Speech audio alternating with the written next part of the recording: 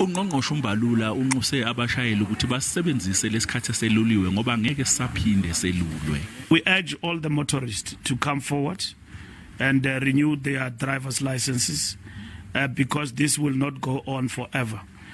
Ungqongqoshe wezokuThutha uthi unesiqiniseko sokuthi zizophela lezi ingqinamba ezikhona eminyangweni wakhe.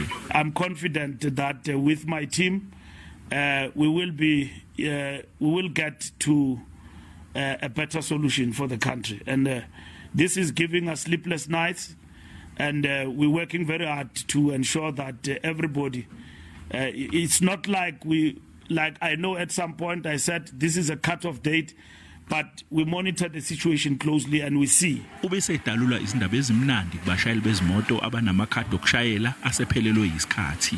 We are extending to the 15th of April in terms of the disaster management, and beyond that, when the regulations kick in, we will equally extend maybe for 30 days.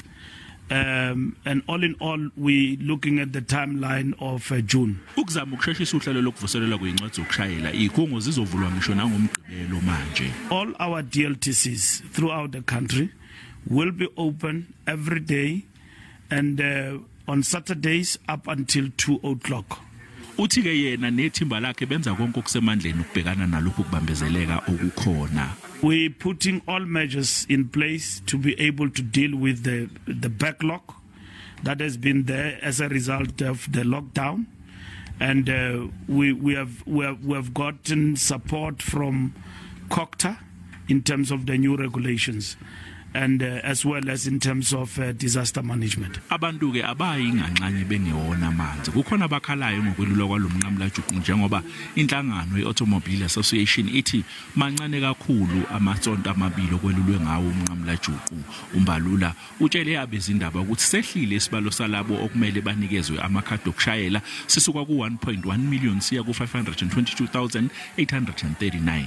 Kuzobonakala ke ukuthi umnyango wezokuThutha uzokwazi yini ukuzixazulula zonke izingqinamba ezikhona njengoba kusenabantu abangaliqondi uhlelo lokufaka izicelo kusetshenziswa i-internet phecelezi i-online booking.